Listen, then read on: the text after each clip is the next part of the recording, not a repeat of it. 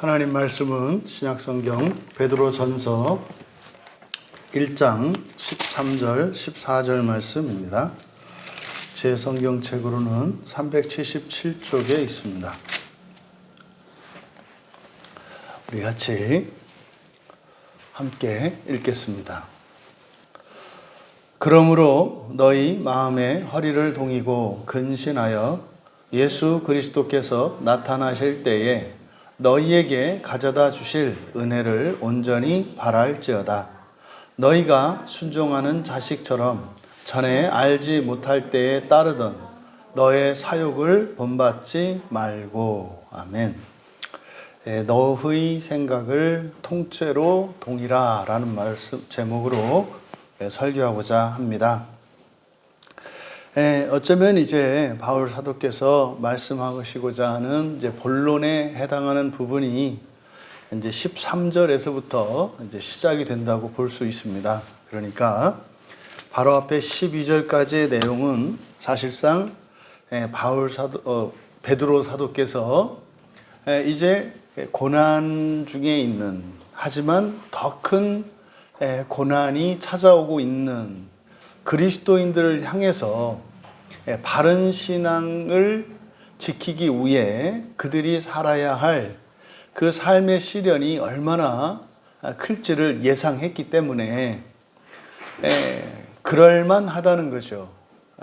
아무리 심한 고난과 어려움이 온다 할지라도 버틸만 하다는 거죠.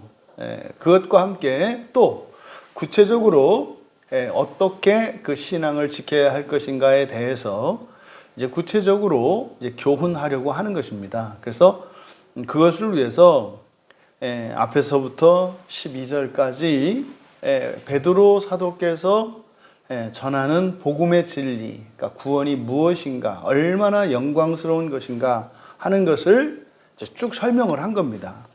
그러니까 정말 우리가 예수 그리스도를 믿음으로 말미암아서 그리스도 예수께서 우리에게 주시기로 약속하셨던 그 구원이라고 하는 것은 태어나면서부터, 아니 어머니 뱃속에 이렇게 잉태되면서부터 마지막 숨을 내쉬는 그 죽음의 순간까지 이 세상에서 가장 불행하고 고통스러운 인생을 살았다 할지라도 그리스도 예수로 말미암는 구원이라는 것은 그 모든 고난조차도 행복과 영광으로 여길 수 있게 하는 것이다 라는 것을 말씀하려고 하는 거였어요.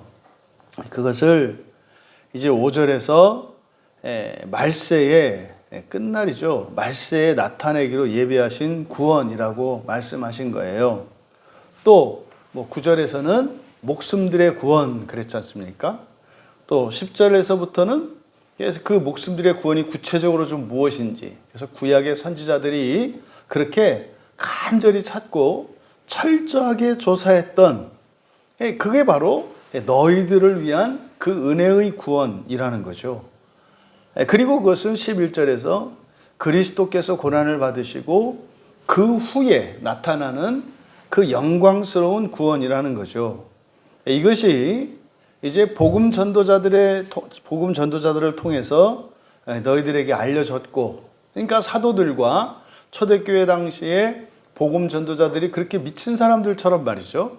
자기의 일상생활을 포기하고 오직 복음을 전하는 일에 자신의 한평생을 기꺼이 헌신했던 적지 않은 수의 복음 전도자들이 있었습니다.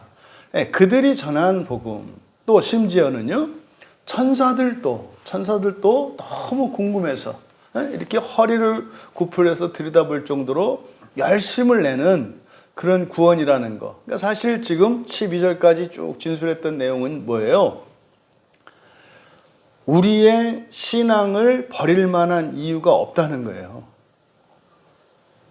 어떤 위험이나 심지어는 어떤 유혹이 찾아와도 우리가 그런 유혹이나 시험에 굴복하지 않을 수 있는 게 바로 구원의 복음이라는 거예요.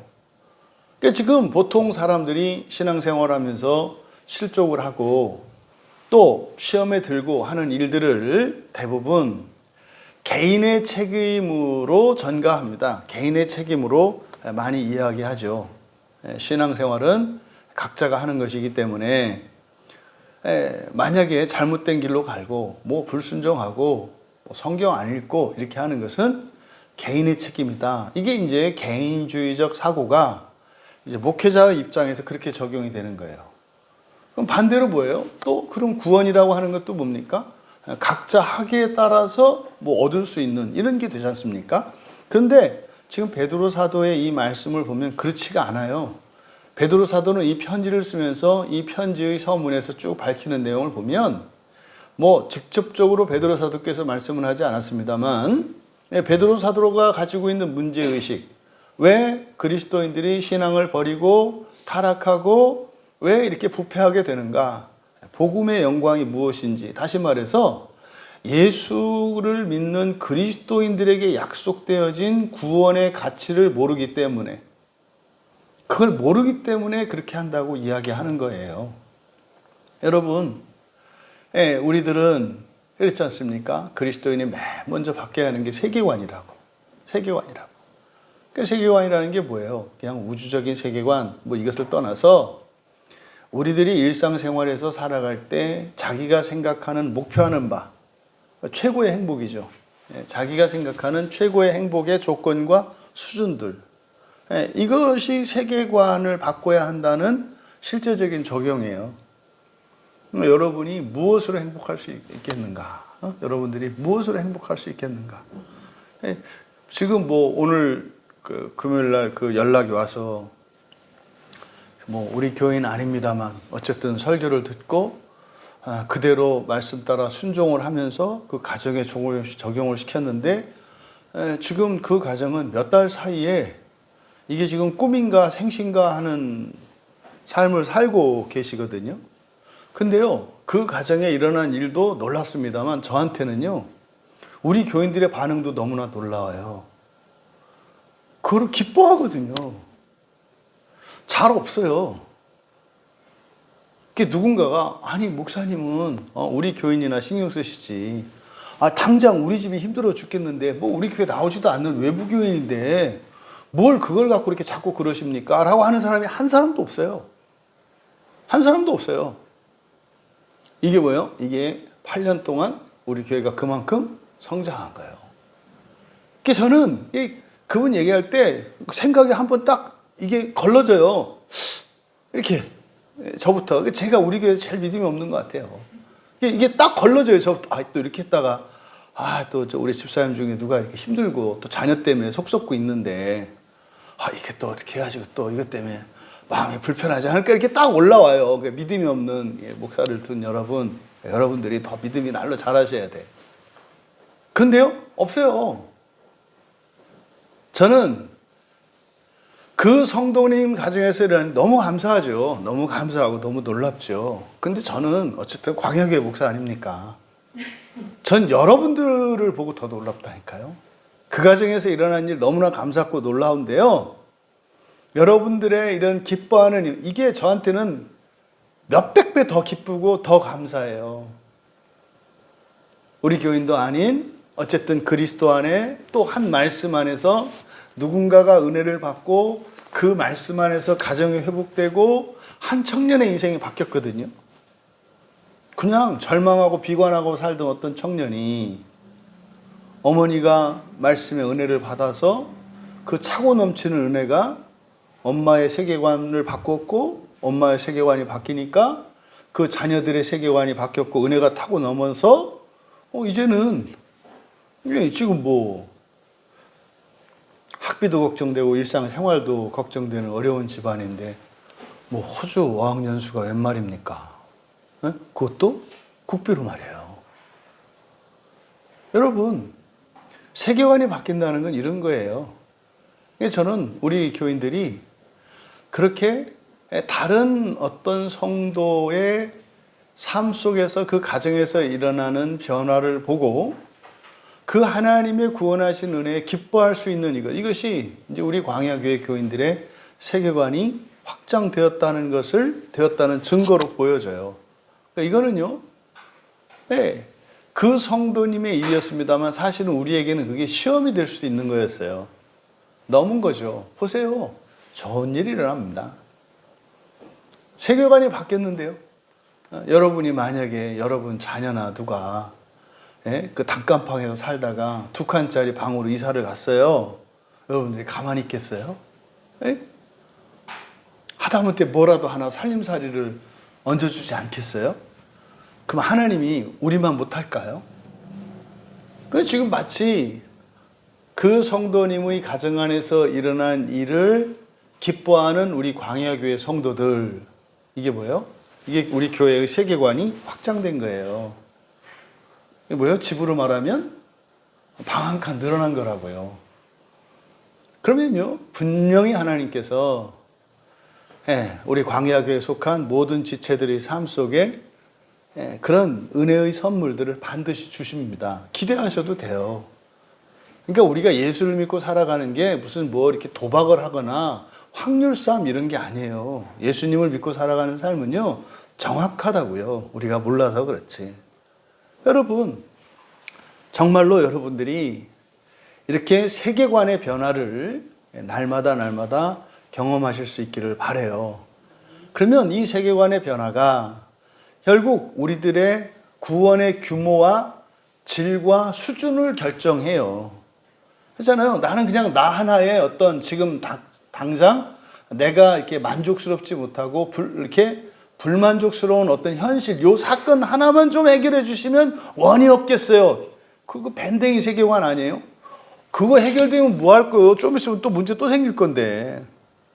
그러니까 이게 세계관의 확장이 가지는 의미예요. 그러니까 여러분, 지금 사실 이 베드로 사도께서 우리에게 주시는 게 그거예요. 여러분, 예수님을 믿는다는 거, 여러분이 어떤 약속 때문에 예수님을 믿고 그리스도인으로 살아가는 거거든요. 근데 말입니다, 그 약속이라는 게 말이죠, 이렇게 엄청난 거예요. 이게 지금 12절까지 쭉 말씀한 내용이라고요.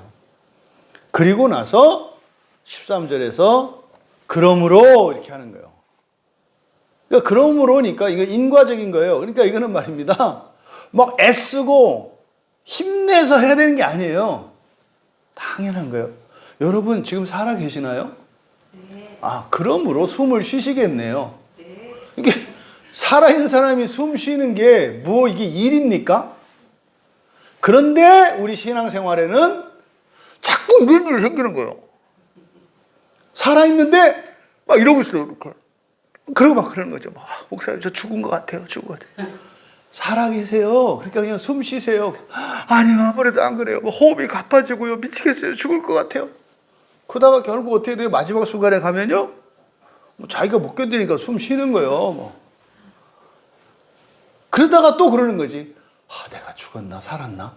이렇게 내가 이렇게 숨 쉰다 그래서 이렇게 살아있는 게 맞나? 이게 또 이제 코 막고 또 이거 하는 거죠. 자기가 무슨 잠수부 제주도 가서 물질할 것도 아니고 해내될 사람도 아닌 사람들이 왜 자꾸 그런 걸 연습하냐 말이죠. 그러니까 그러므로는요, 12절까지의 설명을 쭉 했잖아요. 그러므로. 그러니까 이후의 내용은 뭡니까? 당연한 거예요. 자연스러운 거예요. 근데 문제는요, 그게 당연하게 여겨지지 않고, 그게 자연스럽게 여겨지지 않고, 마치 이게 살 길도 아니고, 내가 희생하고, 고생하고, 꺼려지는 것 같은 이런 생각을 해요. 왜요? 이게 마귀의 열심히 그렇게 만든다고요. 우리가 왜 성경을 볼 때마다 막 가슴이 터질 것 같이 기쁘고, 기도할 때마다 막 하늘문이 열리고, 앞에 계신 하나님의 영광이 느껴지고, 예배에 나오는 길이 막 마음이 급해서 말이죠. 너무 급해가지고 오다가 한 5번씩 넘어지고, 그래서 주일 아침에 다 머리가 깨지고 막 그러면서도 헤헤하고 웃고 있는 이런 모습을 왜 우리가 볼 수 없어요? 그러므로가 아니니까. 그래서 성경에서 말하는 이 그러므로라고 하는 것은 너무나 자연스러운 것임에도 불구하고 마귀의 열심으로 인해서 마치 우리가 위험을 감수하고 굉장한 어떤 모험을 하는 것 같은, 또 희생과 헌신을 해야 되는 것 같은 이런 착각을 가지고 살아간다고요. 이게요, 여러분 정말 시간이 얼마 없어요. 시간이 정말 없어요. 왜 이런 얘기를 하냐면요, 우리 교회에서는 여러분들이 그래도 마음에 대해서는 뭐라 그랬어요? 제가 뭐 100%라고는 못하겠습니다만 전 세계 교인 가운데, 기독교인 가운데 마음에 관한 한 여러분들만큼 이런 경지에 이른 사람들이 별로 없어요. 정말로. 그러니까 이거는 다른 사람들이 안 하는 걸 했기 때문에 그냥 그럴 뿐이에요. 우리가 탁월하다는 게 아니라 너무 모르기 때문에 그런 거예요. 근데요, 여러분들이 알고 있는 우리 교회에서 하는 이런 내용들이 있지 않습니까? 그냥 내놓으라 하는 세계적인 학자들이 우리가 하는 얘기들을 해요. 이런 사회학자나 정치학자나 또 이런 심리학자나 이런 사람들이 우리들이 하는 얘기를 해요. 마음에 의해서 뭐 이런 일이 다 일어난다. 또 마음이라고 하는 것은, 그래서 인간의 존재라고 하는 것은 결핍된 존재다. 또 인간은 자기 생각대로 생각하는 게 아니라 자기가 생각하는데 생각대로 생각하지 않고, 그리고 생각대로 생각하는데 생각대로 생각하는지 모르고 산다. 이런 얘기들을 불신자인 학자들이 다 얘기를 해요. 다 우리들 하니. 다 거짓 감정에 대한 얘기고, 죄라고 하는 것은 결핍을 말하고 다 아는 얘기잖아요, 여러분은. 이 얘기를요, 박사 논문을 써요. 그래서 시간이 정말 얼마 안 남았나 보다, 이런 생각을 하게 되는 거예요. 그 얘기를 하는 건 뭡니까? 여러분, 열심히 신앙생활 하시라고요. 소돔과 고모라가 멸망할 때요, 몰랐어요.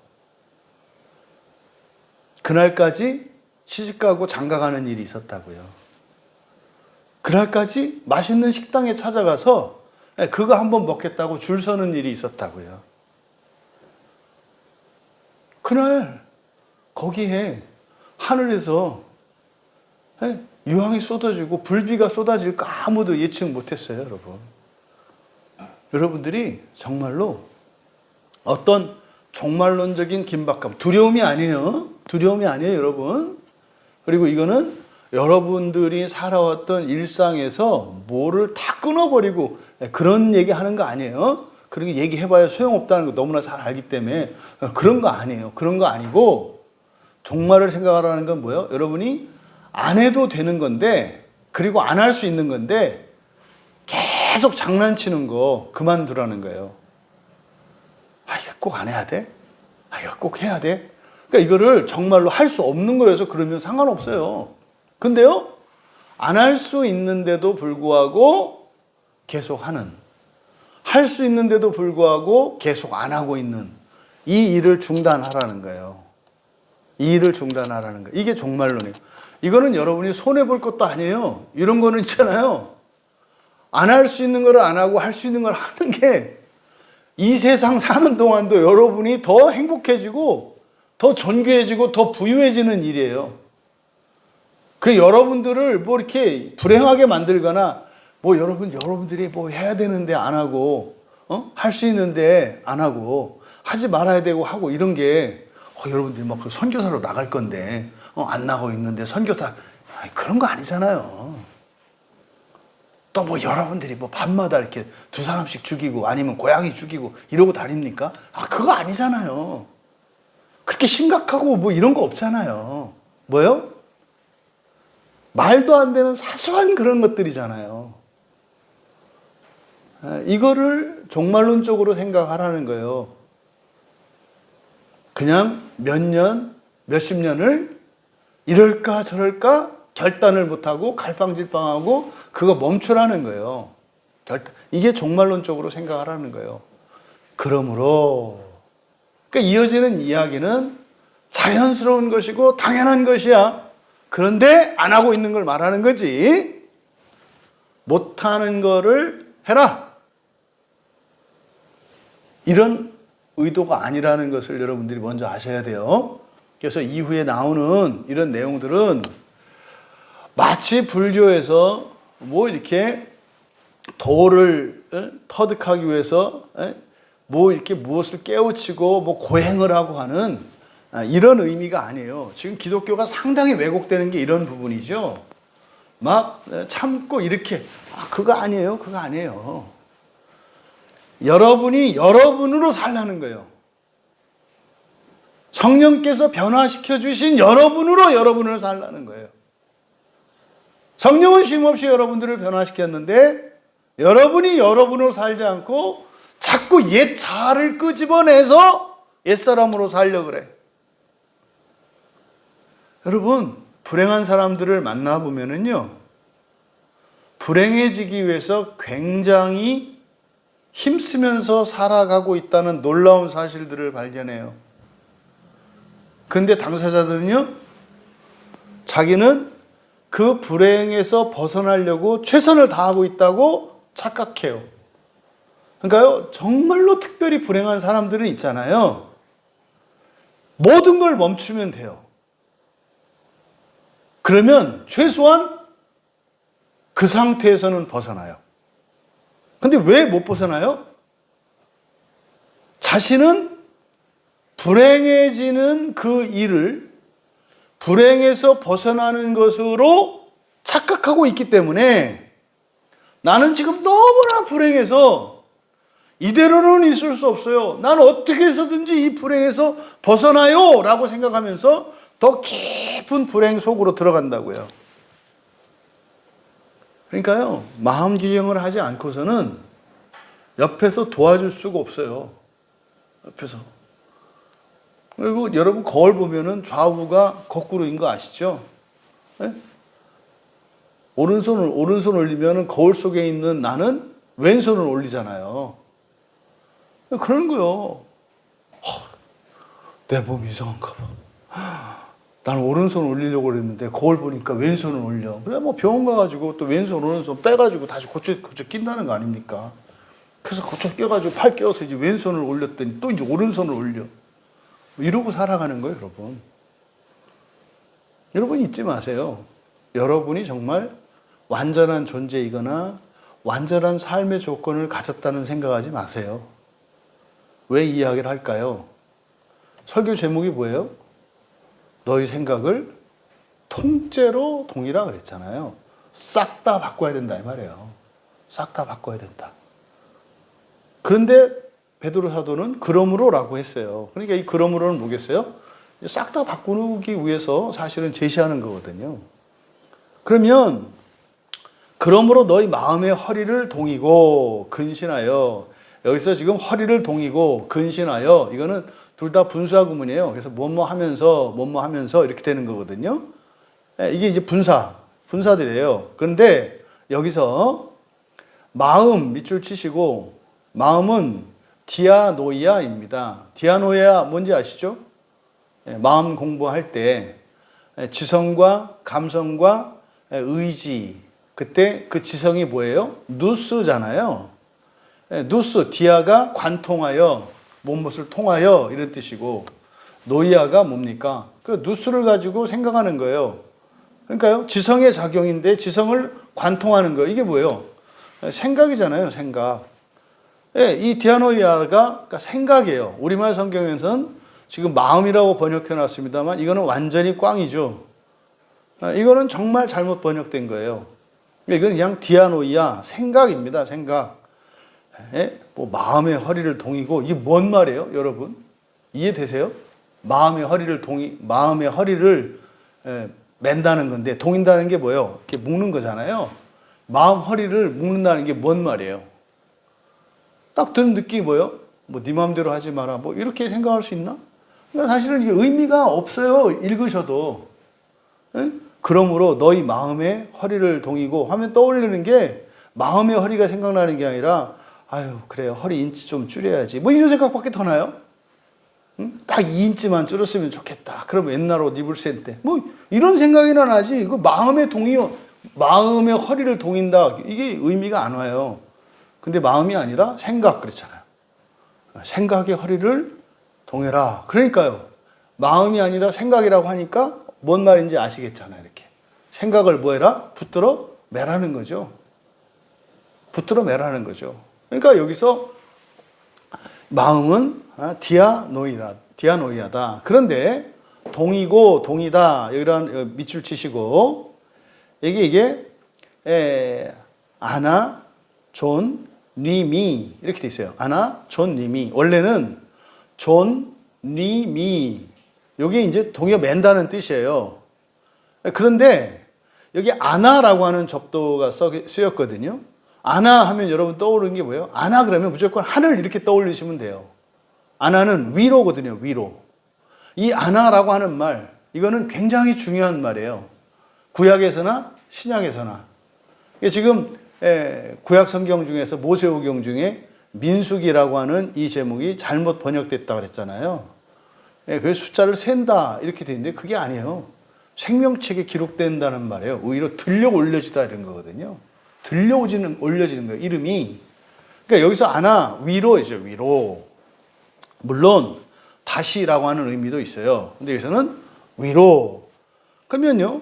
아나라고 하는 이 접도를 붙임으로써 단순히 붙들어 매는 게 아님을 나타내는 거예요. 이 단어는 딱 한 번 여기에 쓰이거든요. 원래 이렇게 허리를 맨다라고 할 때는 아나라고 하는 접도를 쓰지 않고 페리라고 하는 접도를 써요. 페리가 둘레 이런 뜻이거든요. 허리를 맬 때 허리 둘레를 맵니까? 위로 맵니까? 허리 둘레를 두르는 거잖아요. 허리띠는 허리 이렇게 둘레에 두르잖아요. 그러니까 페리라고 하는 말이 맞다고요. 원래는 페리 존 님이 이게 허리를 매다, 허리띠를 띠다 이런 뜻이거든요. 그러니까 예수님이 누가복음 12장 35절에서도 또 뭐 누가복음 17장 8절, 뭐 사도행전 에베소서 여러 구절, 그러니까 성경에서 허리를 맨다, 허리를 띈다, 허리띠를 둘러맨다라고 할 때는 페리라고 하는 접도를 쓴다고요. 그게 원래 맞는 말이에요. 근데 여기는 아나라고 하는 말을 썼어요. 그러니까요, 단순히 둘러맨다는 의미가 아니라는 거죠. 여러분, 허리띠를 동여매는 거, 여러분이 딱 떠올리는 구약의 사건이 뭐가 있어요? 허리띠를 둘러매는 거.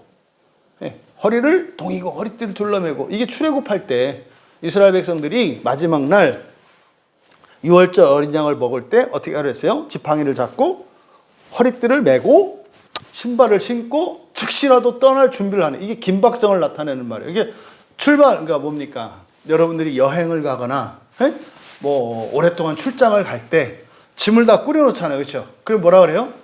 뭐 여러분 이제 아빠가 딱 집에서 내가 도착하자마자 출발할 수 있도록 다 짐 꾸려놔 이렇게 얘기를 하잖아요. 밑에서 내가 뭐 집 도착하기 한 5분 전에 전화할 테니까 그때 즉시 내려와. 시간이 급하니까 빨리 바로 싣고 가야 돼. 이게 허리띠를 맨다는 뜻이거든요. 또 그거는 뭐예요? 그래서요, 종들에게 이 말을 써요.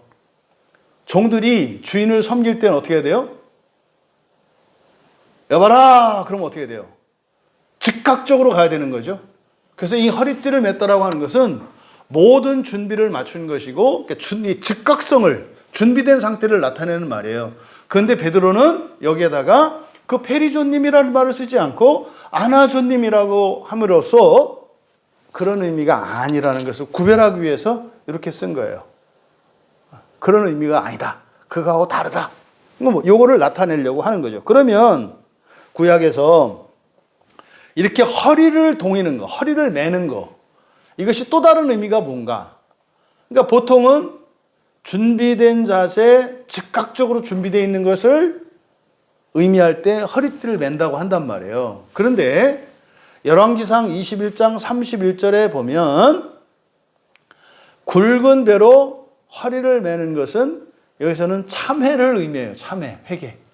그리고 은혜의 자리로 나아가는 것을 의미해요. 그러니까요, 자신의 모든 것을 다 내려놓고 은혜의 자리로 나아가서 용서를 구할 때, 이게 열왕기상 21장 31절에 대해요. 그러니까 여기서 지금 베드로 사도께서 너희 마음의 허리를 동여라, 마음의 허리를 동여매라, 위로 동여매라 라고 하는 것은 뭡니까? 그러니까 우리는 그걸 풀어서 이해할 수 있어요. 왜? 구원이 지금 여기서 베드로 사도께서 말씀하려고 하는 것은 그리스도께서 우리에게 주신 구원의 약속이 뭔지를 말씀한 거라 그랬잖아요. 그 구원은 어디에서 성취돼요? 하나님의 나라에서 성취가 돼요. 그러니까 너희 생각에 허리를 동이라 그랬을 때 이건 무슨 말입니까? 우리의 생각은 이 땅에서의 생각이죠.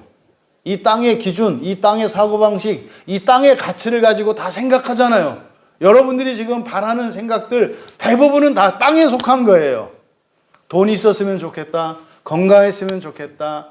뭐 우리 청년들 같은 경우 내가 원하는 그냥 짝을 만났으면 좋겠다. 뭐 여러분 뭐 이제 자녀를 둔 부모 여러분들은 내 자녀들이 좀 이렇게 잘 됐으면 다 땅에 속한 거잖아요. 보세요 한번 오늘 하루 여러분들이 했던 생각들이 이 땅에 속한 것인지 하늘에 속한 것인지.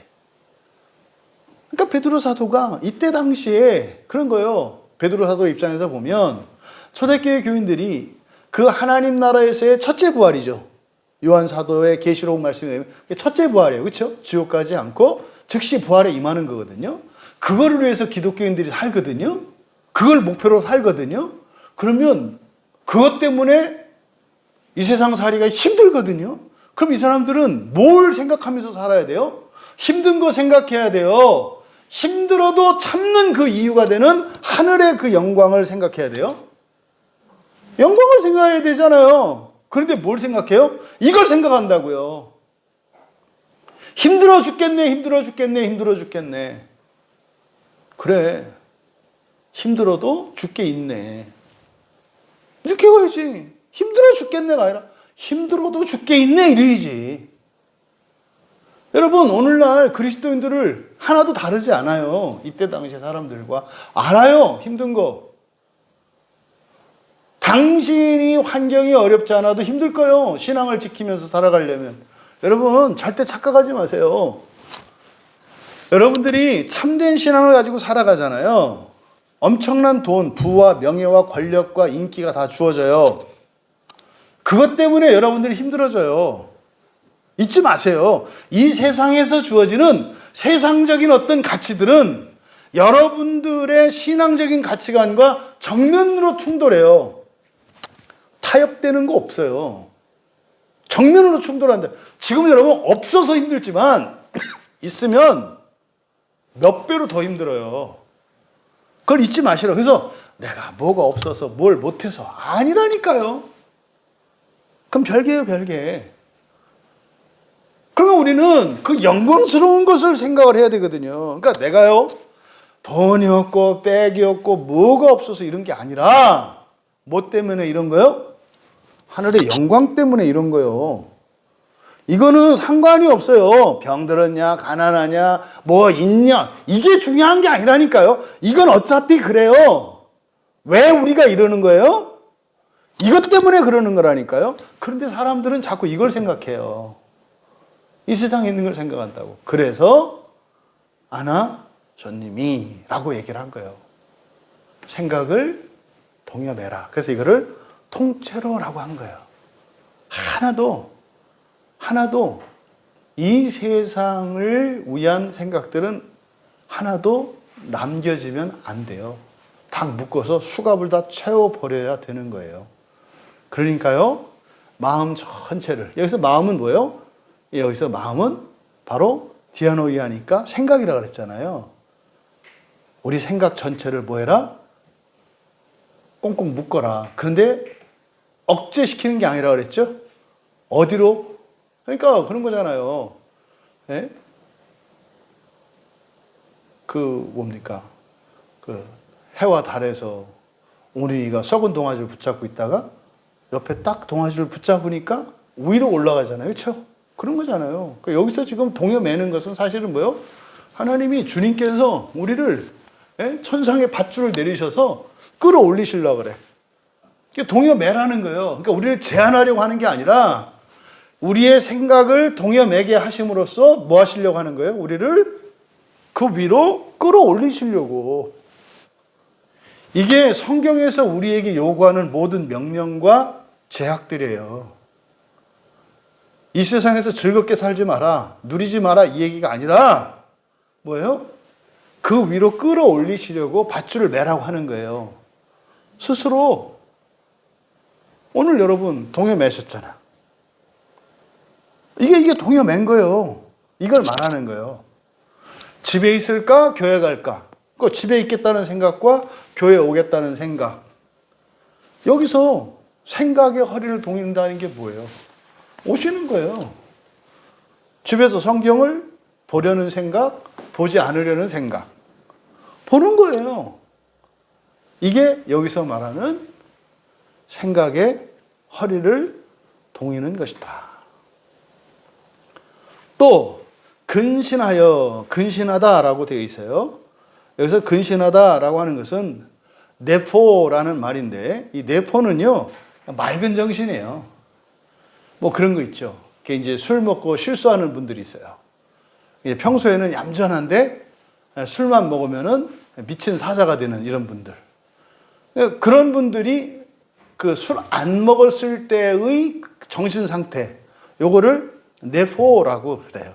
그래서 이 네포라는 말은 술 취하면 완전히 인사불성이 되고 완전히 다른 사람이 되는 어떤 사람에게 맨정신일 때, 바른 정신일 때를 의미하는 게 이 네포라는 말이에요.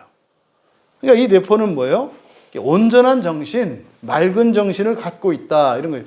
여러분들이 몸이 몹시 피곤하거나 그럼 막 머리 안 들어갈 때 있잖아요. 그렇죠? 생각도 안 되고, 저도 막 그럴 때 있거든요. 이게 내 머리인데 내 머리가 아니야. 막 안 들어가. 그거 앉아 있어봐야 그 죽어나잖아요. 그럴 때 어떻게 해요? 몸을 이렇게 풀거나 또 이렇게 산책을 하거나. 그럴 때 여러분들이 특히 뭐 무슨 일을 하거나 집중이 안 될 때 좋은 팁을 하나 드릴게요. 각성시키는 최고의 효과. 우리를 각성시키는 거는 뭘까요? 이 땅에 있어요, 없어요? 없잖아요. 그래서 눈을 들어 하늘을 보시면 각성이 돼요. 이거 의학적으로 그런 거예요. 그래서요, 여러분들이 해보세요. 이렇게 이 상태에서 있잖아요. 하늘을 정면으로, 눈을 여러분 정면으로 이렇게 말고 반듯한 상태에서 두 눈으로 하늘을 정면으로 응시해 보세요. 그러려면 어떻게 해야 돼요? 목을 제껴야죠. 해보세요. 지금 다 꺾어보세요. 제가 이렇게 위로 딱 꺾으시라고, 뒤로. 완전히 꺾으세요. 완전히. 하나, 둘, 셋, 넷, 다섯, 여섯, 일곱, 여덟, 아홉, 열 해보세요. 내려와 보세요. 이거 30초 하면은요, 거의 모든 상태에서 일시적으로 각성이 돼요. 우리를 각성시키는 건 뭐밖에 없다? 하늘. 이게요, 굉장히 탁월한 방법이에요. 특히 공부하고 이런 사람들 머리가 안 돌아가고 막 졸려. 피곤할 때 졸립잖아요. 그때도 이렇게 딱 해서 30초 딱 하고 나면잖아요. 맑아져요. 이게 우리 신체를 봐도 우리를 각성시키고 소망이 될 수 있는 답은 어디다? 하늘이라는 걸 알아요. 그래서 우리 눈은 하늘을 보면 각성되게 돼 있어요. 그래서 땅을 보면 어떻게 돼요? 거북목이 돼요. 그래서 스마트폰을 보더라도 어떻게 돼요? 우라를 보면은 거북목이 안 돼요. 우리 소망은 하늘에 있어, 하늘에. 요게 맑은 정신의 상태. 요게 네포예요, 네포. 그러니까 이거를 이제 근신이라고 되어 있는데, 근신이라기보다는 정신 차리면서, 정신을 차리고, 뭐 이렇게 하면 되겠죠. 근데 여기서 이 네포라고 하는 말은, 그러니까 그런 거죠. 맑은 정신을 갖고 있는 거잖아요. 그러니까 맑은 정신할 때, 이때 정신은 우리의 전 인격적인 걸 말해요. 그러잖아요. 이렇게 정신을, 제정신이 아닌 사람들은 지성도, 감성도, 의지도 다 망가지잖아요. 그렇죠? 뭐 감정도 이유 없이 막 그냥 주체 못하니까 모든 감정들이 넘쳐, 그러니까 막 화가 나잖아요. 또 지성도 마찬가지죠. 지성도 기억이 안 나. 뭐 네가 누구지? 뭐 네가 누구기는 네 아버지지 이놈아. 이게 뭐 이게 지성이 마비가 돼서, 또 의지가 뭐예요? 이건 피곤하면 들어가면 쉬어야 되는데 뭐예요? 지금 쉬지 말고 한 잔 더 먹어야 되겠다는 이런 생각을, 뜻을 만들어내. 이게 의지가 절단난 거잖아요. 그러니까 전인격적으로 문제가 되거든요. 그래서 여기서 내포라고 하는 것은 전인격이 온전한 상태를 말하는 거예요. 우리의 지성과 감성과 의지가 온전한 상태. 조심할 것은, 이때 온전함이라고 하는 것은 상대적이고 개인적이고 주관적인 온전함이에요. 사람마다 다르기 때문에. 이렇게 해서 뭐 몇 점 이상 이런 거 하지 마라. 그런 거 없다. 그냥 각 개인에 있어서의 온전함, 그 사람의 상태와 수준에 있어서의 온전함을 말하는 거지. 절대적인 기준으로서 제시하는 거 아니에요. 그러니까 이런 말 나올 때, 뭐 이렇게 정신을 똑바로 차려라. 이럴 때 기준을 높일 게 아니에요. 누가 기준이에요? 나예요, 나. 근데 문제는 자기가 누군지를 몰라. 이게 문제라고. 이게 지금 사회학이나 심리학에서 내려진 결론이에요. 이게 지금 최신, 지금 이게 논문 주제나 이게 다 그거예요. 사람들이 자기를 모른다는 거예요. 자기를 모른다는 거. 여러분들은 왜 모르는지 아시죠? 왜 몰라요? 거짓 감정 때문에 그래요. 그래서요, 감정이 문제래요. 그래서요, 고통의 원인이 감정이래요. 여러분도 알고 있었잖아요. 사람이 느끼는 고통의 원인이 감정이래요. 그래서 마음을 이렇게 통제하면 되는데 그 마음이 감정이래요. 감정이요? 측두엽이래요. 머리 옆에 있는. 여기 감정을 통제한대요. 그래서요, 뻔뻔하고 부끄러움도 모르고 거짓말을 막 하는데도 죄책감도 안 느끼고 이런 사람들이 측두엽이 문제가 있는 사람들이에요. 그래서요, 측두엽을 제거해버리면은요, 양심의 가책, 동정심 이런 거 없어요. 그냥 막 살 수 있게 돼요. 뭐 이런 얘기들은 되게 뭐 학문적인 것 같은데 다 성경에 나오는 얘기 아니에요? 뭐 그런 거 하려고 무슨 막 논문을 쓰고 그래. 성경 보면 다 나오는데, 그잖아요? 그러니까 여기서 네포라는 것은 뭐다? 정신을 차리라고 하는 의미인데 이것은 개인적이고 상대적인 것이고 주관적인 거다. 그래서 일반화시키려고, 획일화시키려고 하지 마라. 그러니까 이런 말에 주눅들지 마라 이 말이에요.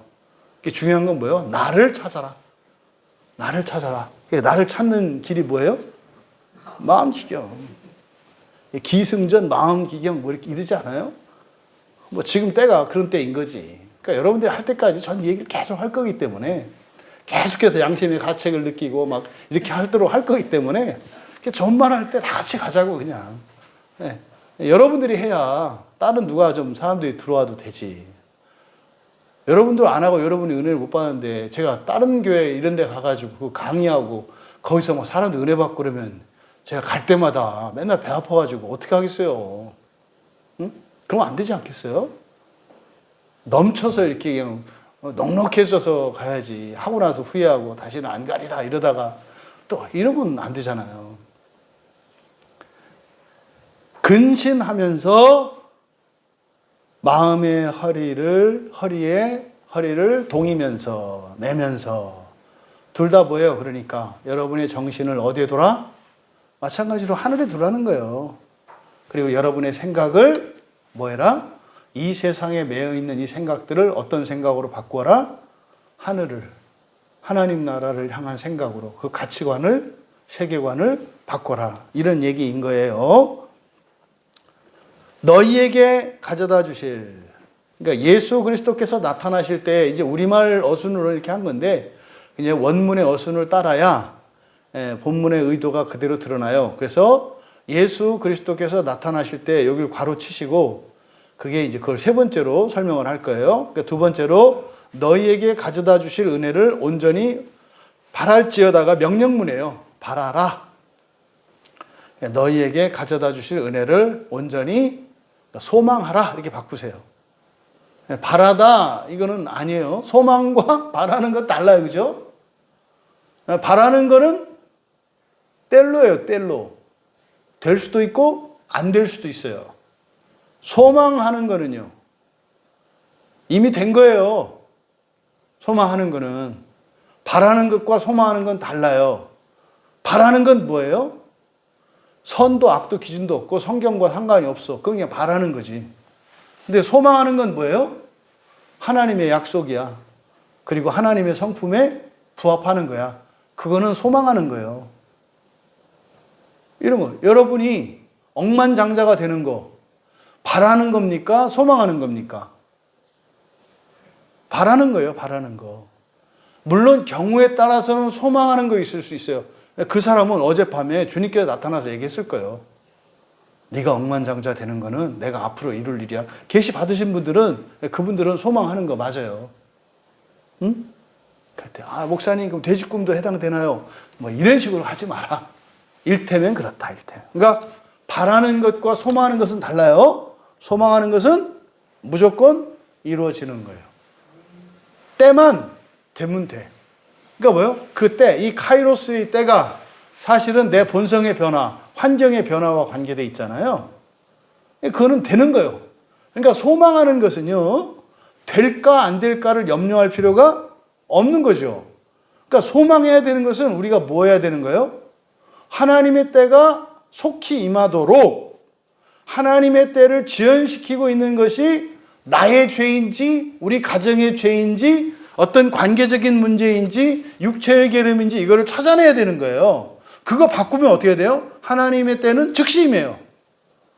하나님의 때는 어떻다? 역사적 시간 속에서는 늦춰질 수도 있고 빨라질 수 있다고 그랬잖아요.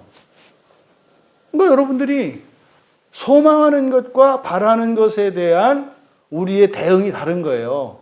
우리가 바라는 것은 어떻게 해야 돼요? 이게 소망이 되도록 해야 되는 거잖아요. 그죠? 그냥 소나무 뽑으려고 이렇게 뭐 주시옵소서. 그렇게 하면 안 된다니까.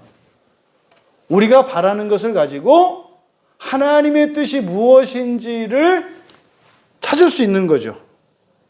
그래서 결국은요, 소망이 될 때 이게 이루어져야지. 소망이 되지도 않았는데, 날 죽여! 어떻게 해서든지 막 해주세요! 뭐 이렇게 했어. 근데 그게 하나님의 뜻에 부합하는 게 아니야. 그 저주라니까요. 그 사람 나중에 어떻게 해요? 알면서 왜 줬어? 뭐 또 이러는 거지. 그러니까 절대 바라지 말라는 거 아니에요? 바라세요, 바라세요. 바라야지. 바라는 게 있어야지. 더 좋아지려고 하셔라. 더 잘 살라고, 더 행복해지고, 더 기뻐지려고 하셔라. 그런데 여러분의 그 바람, 이 바람을 가지고 소망으로 바꾸란 말이에요. 소망으로. 그러면은 처음에는 그냥 요거 자체가 목적이었어. 근데 이걸 가지고, 이 바람을 가지고 기도하고 말씀을 보고 공부하다 보면 어떻게 돼요? 이게 목적이 아니라 수단이 되면, 예를 들어 여러분이 돈 벌고 싶은 거예요. 돈이 많아지고 싶어. 그때 그런 거지. 뭐 돈을 많이 주시면 제가 헌금을 많이 할게요. 됐어. 헌금 안 해도 돼. 그냥 살아. 그거는 이게 목적이잖아요, 목적. 그 수단은 뭐예요? 이것 때문에 나는 그냥 부자가 되기 위해서 기도를 해. 근데 부자가 되려고 이제 막 기도하다 보니까 내가 왜 부자가 되려고 하는지도 이유도 없어. 그냥 부자가 되려고 했다는 걸 깨닫게 돼. 기도하면서. 그러면서 내가 부자 되려고 하는 그건 잊어버리고 정말 돈이 필요하고 도움이 필요한 사람들을 생각나게 하셔, 성령이. 보니까 우리 교인들도 누구는 어려운 것 같고 누가 어려운 것 같고 내가 전혀 생각 안 하고 살았구나. 이분들 도와드려야 되네. 이런 줄 알았으면 내가 좀 더 열심히 이렇게 할 걸. 이렇게 생각이 바뀌어요. 선교지에 대한 생각도 하고 이런저런 생각한단 말이에요. 그러다 보면 뭐예요? 목적이 바뀌었죠? 부자가 되려고 했던 이 목적이 이거로 바뀌었어요. 그러면 이 목적이 바뀔 때 항상 이끌리는 감정은 사랑이에요. 사랑에 의해서 추동돼야 되는 거예요. 다른 게 아니에요. 사랑에 의해서 추동이 되어 목적이 바뀌잖아요. 그러면 이제는 처음에는 목적이 되었던 부자가 이제는 그냥 수단이 됐잖아요. 그럼 하나님이, 그러니까 내 바람이 뭐로 바뀌는 거예요? 소망으로 바뀌는 거예요. 소망으로. 그럼 소망이 바뀌면 그 다음은 고민이 뭐라 그랬어요? 하나님의 때 즉시 임할 수 있도록, 그러면 하나님의 때가, 다시 말해서 이게 되지 못하는 이유들, 죄와 허물들을 찾아내는 거잖아요. 그걸 발견하면 되는 거예요. 지금 그 성도님 가정 안에서 다 바람이었어요. 우리 아이가 마음을 좀 잡고 정말 그 청년의 때에 푸르는 날을 청춘의 아름다움을 누리면서 살기를 바랬다고요. 희망을 갖고. 근데 없어. 그냥 절망하고 낙심하고 어떤 기대나 이것도 없이 막 살아. 그것도 엄마 때문에 떠 물려서 사는 것처럼 막 살아. 사는 게 불만이고 날 낳아주고 나를 살게 하는 게 뭐 엄마의 책임이야? 뭐 이랬던 아이가 좀 더 내가 공부를 해서 더 나은 학교로 가고 싶다. 바람이잖아요. 근데 이게 소망이 돼가는 거예요, 이렇게. 유학도 가고 싶다. 바람이었죠, 옛날에는. 쓸데없는 헛된 꿈이었지. 제 엄마는 죽으라고 일하는데 저거는 지 공부도 학점도 지지리도 못 나오면서 뭐 유학 같은 소리 하고 자빠졌네. 뭐 이런 생각 할 수도 있어요. 근데요, 신앙 안에서 이것들이 그게 아니구나. 인생은 이런 게 아니구나. 그러니까 그게 정말 한여름밤의 꿈과 같았던 일들이 막 이루어져. 왜요? 거기서 우리는 아는 거예요. 소망이 되었구나. 소망이 되었구나. 이렇게 살아가는 거예요, 이렇게. 요 얘기를 지금 말씀하시는 거죠. 그러면 여기서 너희에게 가져다 주실 은혜를 온전히 뭐 해라? 소망해라. 명령문이에요. 소망해라. 주께서 여러분에게 가져다 주실 은혜를 온전히 소망하라. 이게 베드로 사도의 명령이에요. 그러므로로 시작됐죠? 그러므로 소망하라요. 그러므로 되는 거다. 이건 뭡니까? 이 소망의 성취되는 원인이 어디 있어요? 구원에 있다는 거예요. 여러분은 구원받은 존재들이기 때문에 이런 소망이 이루어지는 거예요. 이런 뉘앙스인 거죠. 여기다가 온전히라고 되어 있어요.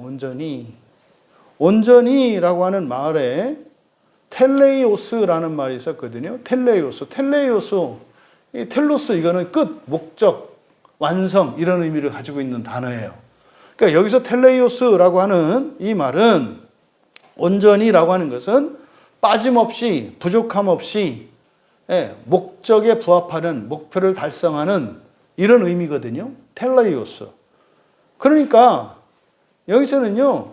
소망하되 어떻게 해라?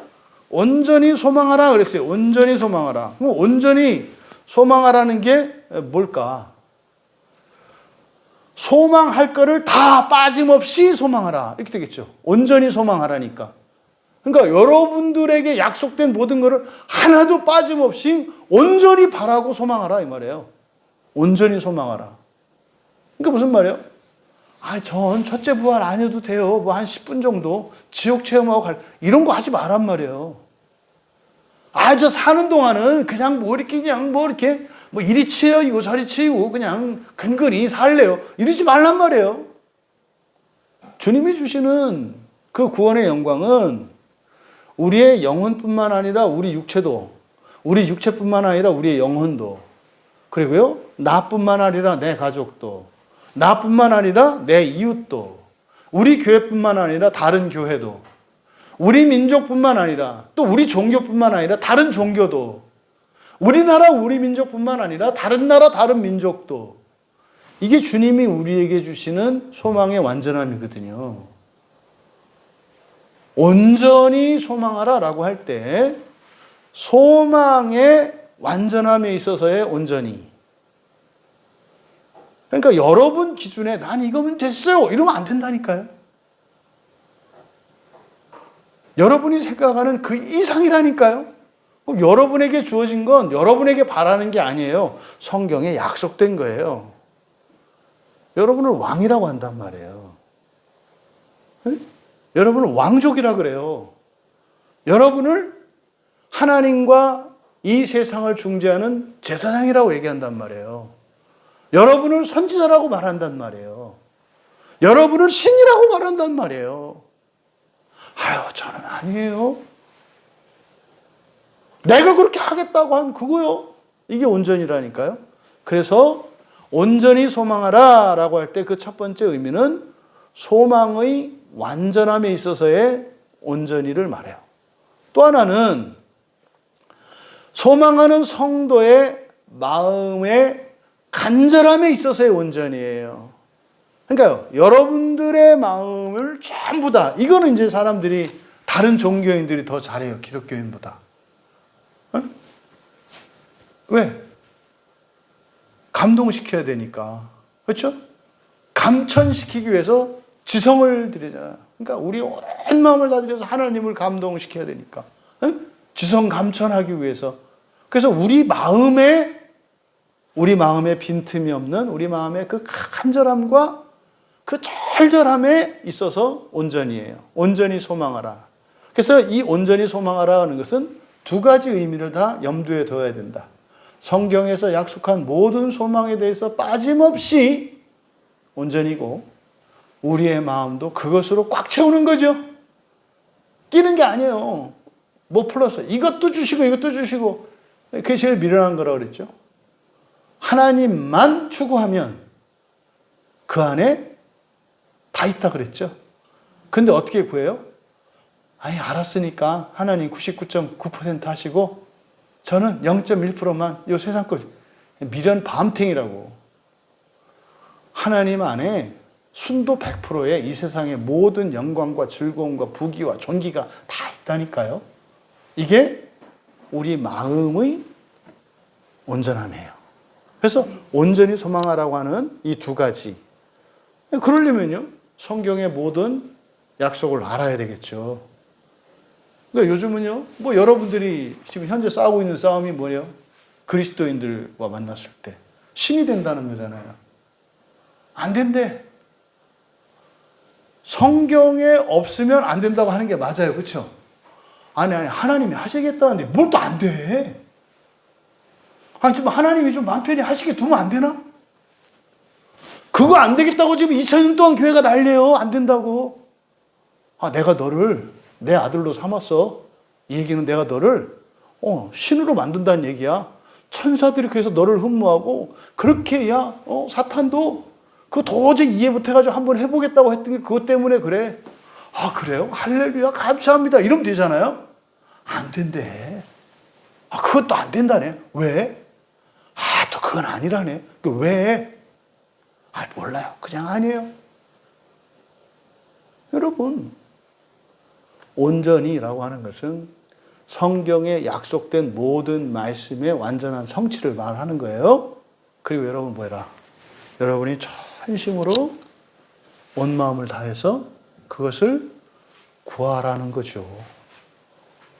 그걸 구하라는 거죠. 예수 그리스도께서 그 다음에 온전히 바랄지어다. 근데 가져다 주실, 여기다 가져다 주실 은혜 이렇게 되어 있거든요. 가져다 주실, 여기서 가져다 주실 이거를 지금 능동으로 했어요. 그러니까 의미상으로는 뭐예요? 하나님이 주시는 은혜라는 거잖아요. 주어가 없잖아요. 누가 가져다 줘요? 가져다 주다에 주어가 없잖아요. 그러니까 하나님이 가져다 주실, 그러니까 너희에게 가져다 주실 은혜 이해되잖아요. 근데 그런 의미였다면 그렇게 해요. 문장을 그렇게 써요. 근데 여기 그렇게 쓰지 않고요. 수동태를 쓰고 있어요. 수동태를. 그러니까 능동태, 수동태는 그냥 문장을 마음대로 바꾸는 게 아니라 이유가 있는 거예요. 이유가. 그럼 여기서는 그대로 직역하면 너희에게 옮겨지는 이렇게 되는 거예요. 이게 현재 분사거든요. 또 수동태고요. 그러니까 너에게 옮겨지는 그 은혜. 여기서 옮기다라고 제가 번역한 이 가져다 주다, 가져오다 페로거든요. 페로가 나르다 이런 뜻이에요. 영어의 carry. 나르다, 옮기다, 뭐 또 이렇게 나온다, 뭐 이런 뜻을 가지고 있는 그런 동사거든요. 여기를 직역하면 그래서 이게 수동태로 되어 있으니까 너희에게 옮겨지는 그 은혜를 온전히 소망하라. 그래서 지금 은혜의 또 다른 측면을 얘기하는 거예요. 이 은혜는 우리가 막 해서 얻는 게 아니라 베드로 사도는 이 은혜는 여기서 은혜는 사실은 뭐예요? 앞서서 얘기했던 예비된 구원이고 우리는 뭐 다 알잖아요. 이게 부활에 대한 얘기거든요. 이거는 어떻게 하는 거다? 우리가 하는 게 아니라 우리는 수동적으로 그것을 받는 거다라고 얘기하는 거예요. 근데 이거를 하나님을 주어로 해서 하나님이 주시는 이렇게 하지 않고 은혜를 주어로 해서 은혜가 옮겨지는 은혜 이렇게 얘기했단 말이에요. 왜 그런지 이해가 되세요? 사람들은 자꾸 어떻게 하려고 그래요? 자기가 뭐 하려고 그래. 여러분이 부활을 이룰 수 있을까요? 뭐 하루에 5분씩 막 달리다가 이렇게 날기 시작하면 날아지나? 안 된다니까요. 꿈에선 돼요. 꿈에선 돼요. 그건 제가 해봤기 때문에 확실히 된다고 하는 거죠. 25년 걸려서 날았어요, 제가. 제가 꿈에서 훨훨 날 수 있는 사람이에요, 제가. 제가 초등학교 5학년 때부터 시작해가지고요. 25년 걸렸어요, 나는데. 다 나니까 그 꿈을 안 꾸더라고요, 이제. 제가 그 어렸을 때부터 꾸었던 꿈들이 쭉 기억나거든요. 왜냐면 저는 그 복습을 했거든요. 딱 그 꿈 딱 꾸잖아요. 왔다 그래가지고 진도 나가는 거예요. 그래서 지난번에 여기까지 했지 그래가지고 그 다음부터 이어가요. 그래가지고 25년 정도 돼가지고 완전히 날게 돼서 제가 어느 정도까지 되냐면 전깃줄 사이도 이렇게 갈 수 있게 됐어요, 제가. 25층 옥상도 가고 산 꼭대기도 올라가고 이제 호수도 가로지르는 상태가 됐어요. 25년 걸려서. 그러니까 꿈에서는 할 수 있어요. 근데 절대 살아서 생전에는 하지 마라. 그런데 그 구원은, 그 은혜는 어떤 거다? 그런 거 아니라고요. 뭐 하는 거라고요? 수동이에요, 수동. 수동태로 나에게 뭐 되는 거예요? 옮겨지는 은혜. 그러니까 왜 옮겨진다고 그랬을까? 전가가 생각나잖아요. 이게 은혜라는 게 우리가, 그러니까 저게 아니라 주님의 것이 우리에게 옮겨지는 거죠. 주님을 닮아가는 거니까. 그러니까 여러 가지 의미를 함축하고 있어요, 여기에. 그래서 옮겨지는 그 은혜를 또 현재 분사라 그랬죠. 현재 분사니까 이게 뭐예요? 계속돼야 되는. 그렇죠. 이게 놀랍잖아요. 이렇게 계속되는 거예요. 그리고 끊이지 않는 거예요. 끊이지 않는 거. 옮겨지는. 그러니까요. 은혜의 지속적인 현재성을 말하는 거예요. 계속 지속되는 거. 그래서 은혜는 이 구원의 은혜, 부활의 은혜라고 하는 것은 어떻게 돼요? 지속적으로 진행되는 거예요. 여러분 안에 단 한순간도 여러분이 예수님을 영접한 뒤로 성령께서 여러분에게 들어오셔서 거주하신 이후로 단 한순간도 여러분의 구원이 중단된 적이 없어요. 여러분 잘 때도 그 구원이 옮겨져요. 계속 구원이 일어나요. 어디를 향해서? 하늘을 향해서. 계속 되는 거예요. 이거를 지금 수동태로서 현재 분사로 이렇게 나타낸 거예요. 이 안에 있는 거예요. 그러니까요. 이것은 하나님의 주권적인 사역이에요. 이건 누려지는 거예요. 이게 은혜의 측면을 강조한 거잖아요. 왜 이런 얘기를 할까요? 바로 유대인들이나 일반 종교인들이 착각하는 게 있죠. 자꾸 뭘 하려고 그래요. 하려고. 근데 문제는 또 뭐 은혜 그러면 또 가만히 있으려고 하니까 또 이제 문제가 있지. 근데 어쨌든 베드로 사도는 여기서 은혜의 측면과 그리고 하나님의 주권을 강조하기 위해서 이렇게 이야기하고 있어요. 그러니까 너희에게 가져다 주실이라고 번역한 것은 의미상으로는 무슨 말인지 알아. 근데 정확한 번역은 아니다. 그래서 옮겨지는 그 은혜를 온전히 소망하라. 그러니까 여러분들이 성경에 있는 약속에 대해서 조금 더 여러분들이 무슨 겸손을 가장하고 그래. 완벽하게. 주여, 이 성경 시작에서 끝까지 약속된 모든 하나님의 구원의 은혜가 나에게 온전히 이루어지게 하옵소서. 나 개인은 물론이요, 우리 가정과 일터와 이 시대와 나라와 민족 가운데 온전히 임하게 하옵소서 라고 하라는 거예요. 그리고 여러분들은 거기에 온 마음을 쏟아라.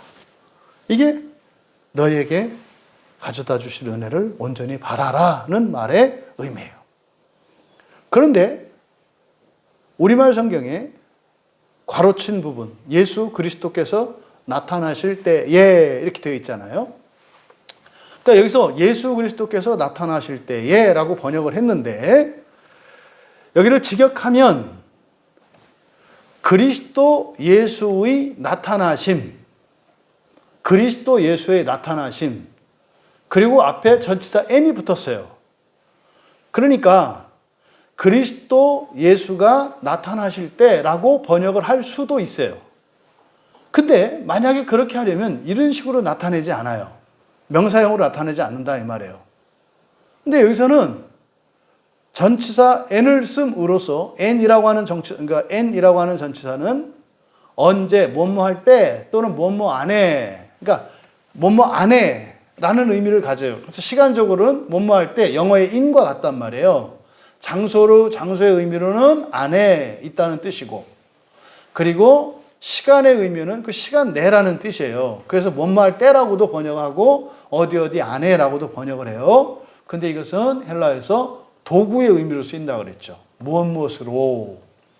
우리는 밥을 먹을 때 일본 사람들은 사용하지 않는 도구가 있어요. 근데 우리는 사용해요. 그게 뭐죠? 밥 먹을 때 쓰는 우리가 사용하는 도구가 숟가락이에요, 숟가락. 일본 사람들은 숟가락을 쓰지 않아요. 젓가락 가지고 다 한다고요. 젓가락 가지고. 그게 왜? 우리는 국물 문화이기 때문에 그 사람들은 그게 생각나네요. 그 일본 라면 있잖아요. 우리는 라면을 왜 먹죠? 뭘 좋아하죠? 국물을 좋아하잖아요. 그래서 라면 종류가 엄청 많죠. 국물을 좋아하잖아요, 국물을. 그렇죠. 근데 원래 일본 사람들은 국물은 약간 소스 개념이고요. 거기다 적셔서 이렇게 먹는 그 면이 중심이거든요.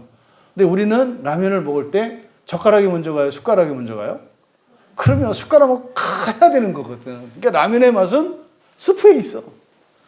그 사람들은 이 숟가락을 안 쓰고 젓가락을 써요. 그러니까 이게 도구거든요. 한국 사람들은 밥을 먹을 때 숟가락으로 먹습니다. 할 때 n이라고 하는 전치사를 쓴다고요. 도구를 나타내요. 그러면 여기서 그리스도께서 나타나실 때 이게 동사적인 의미로 이제 번역을 해서 때로 번역을 한 거거든요. 근데 이것보다는 앞에서 그래서 요거를 맨 뒤, 헬라어 원문에 있는 순서대로 이걸 맨 뒤에 해석을 해야 된다라고 말씀드린 이유가 그건데, 바로 앞에서 뭐라고 그랬어요? 옮겨지는 그 은혜를 온전히 소망하라 그랬잖아요. 그러니까 옮겨지는 그 은혜 그랬어요. 근데 이 어떻게 옮겨지는 게 어떻게 옮겨지는가? 어떻게 옮겨져요? 그리스도 예수의 나타나실 때라고 해도 되겠습니다만 나타나심으로. 그러니까 부활에 대한 얘기를 말씀하는 거예요. 여러분, 현재적으로 그 은혜는 지속된다 그랬죠. 계속 된다 그랬죠. 근데 그게 완성되기 전까지는 우리가 알아요, 몰라요? 모른다고요. 그런데 그 부활이 짠 하고 여러분들이 신이 돼. 하나님의 자녀로서 완전한 완성이 돼. 그것은 누가 하시는 일이에요? 그리스도께서 하시는 일이에요. 그래서 그리스도 예수의 나타나심으로 이렇게 하는 거예요. 재림이죠. 그러니까 그리스도 예수의 재림을 우리가 왜 기다려요? 왜 기다려요? 혹시 여러분들이 기회 되거든 그리스도인들 주변에 있는 지인들에게 한번 물어보세요. 그리스도 예수의 재림을 원하는가? 그러게 할 거예요, 대부분. 원한다라고 하는 사람한테 왜 원하는가? 물어보세요. 왜 그리스도께서 오시기를, 그리스도의 재림을 왜 기다려? 네. 근데 그 부활이라는 대답이 나오는지 한번 물어보시라고요. 왜 기다려? 그러면 대답 않고 있을 거거든요. 그럼 물어보세요. 진짜로 기다리는 거야? 적지 않은 그리스도인들이 그리스도의 재림을 기다리는 이유는 자신은 지옥에 안 가는 사람이기 때문에 그리스도가 오셔도 괜찮다는 생각에서 재림을 기다려요. 그러니까요, 그리스도의 재림은 지옥을 면하는 거라는 생각을 갖고 있는 사람들은 그리스도의 재림을 진심으로 바랄까요? 안 바랄까요? 제가 드린 질문은 그리스도의 재림이 의미하는 것은 지옥으로 보내는 심판을 위해서 오신다고 생각하는 사람들은 그리스도가 오셔도 재림하셔서 심판하셔도 나는 지옥 안 갈 거니까 그리스도께서 오셔도 괜찮다고 생각하는 사람들은 그리스도께서 오시는 것보다는 안 오시는 게 낫다는 생각을 한다 이 말이에요. 왜? 오셔서 나는 어차피 지옥 안 갈 거고. 그러니까 천국에 대한 이 부활에 대한 기대가 없기 때문에 그냥 개똥 참외밭에 굴러도 이승이 낫다는 생각을 갖고 있는 거예요. 여러분, 이승이 나요? 저승이 나요? 그리스도인들에게는 저승이 확실히 나요. 비교할 수 없을 정도로. 근데 우리가 왜 이승에 살아요? 살아주는 거지. 그죠? 여러분, 친인척이나 가족들 때문에 살아주는 거지. 그래서 여러분들이 앞으로 친인척이나 주변 사람들을 볼 땐 마음속으로 어떻게 하면 돼요? 내가 너 때문에 살긴 산다만 참 힘들다. 이렇게 하시면 되는 거예요. 우리는 이 생이 좋아서 사는 거 아니에요. 잊지 마세요. 저 세상이 좋아요. 내 새가. 왜 살아요? 너희들을 위해서 사는 거예요. 주님이 그러셨고 사도들이 그러셨고 모든 그리스도인들이 그런 거예요.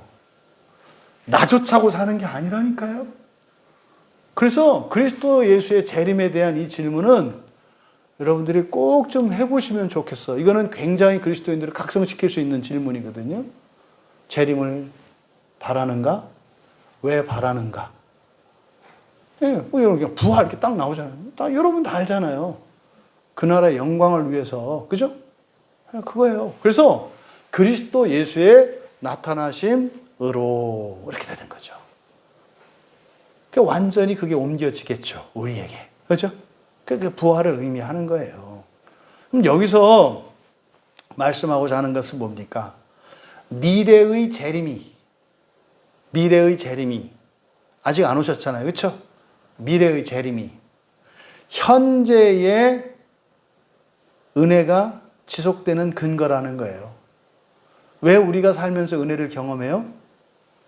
확실히 오실 거기 때문에 은혜가 지속되고 있다 이 말이에요. 여러분들이 설교를 듣고 은혜를 받고 여러분들의 삶 속에 은혜의 증거들이 나타나십니까? 그럼 뭐라 해서 다 표적이라 그랬죠? 이게 뭐예요? 부활의 표적, 본성의 변화고 본성의 변화는 곧 예수 그리스도의 재림에 대한 표적이에요. 오늘 설교를 들었는데 마음이 따뜻해지고 막 용기가 생겨. 여기서 여러분들은 의식적으로 여러분의 지성이 작동돼야 되는 거고요. 아, 정말 주님이 다시 오시는 거구나, 이렇게. 여러분들 어떻게 이 설교가 왜 깨달아져요? 그리스도께서 확실히 다시 오실 것이기 때문에 이 얘기를 하는 거예요. 그래서 미래의 재림은 현재의 은혜가 지속되는 근거예요. 만약에 그리스도께서 다시 오시지 않는다면 은혜가 지속되지 않아요. 이례적으로 끝나는 거예요. 그러면 사람들이 교회 떠난 사람들 왜 떠난지 아시겠죠? 그리스도의 재림에 대한 믿음을 상실해버렸기 때문에 있어야 할 이유가 없어. 근데 그분들은 거꾸로 생각하죠. 은혜가 없어서 떠났다고 생각을 하지. 근데 현재의 은혜가 지속되는 근거가 뭐라고요? 미래의 그리스도의 재림이에요. 그 믿음이 사라지면 그래서요, 현재의 삶 속에서 은혜가 지속되지 않아요. 또 그러면 현재의 은혜는 결국 무엇을 위한 거예요? 미래의 그리스도의 재림을 위한 거죠. 그러니까 여러분들이 은혜를 많이 받으셔, 현재적으로. 그러면 어떻게 되는 거예요? 그리스도의 재림이 가까워지는 거죠. 이게 이해되시죠? 현재의 은혜와 미래의 재림의 상관관계를 베드로 사도의 말씀을 통해서 우리가 알아차릴 수가 있는 거예요.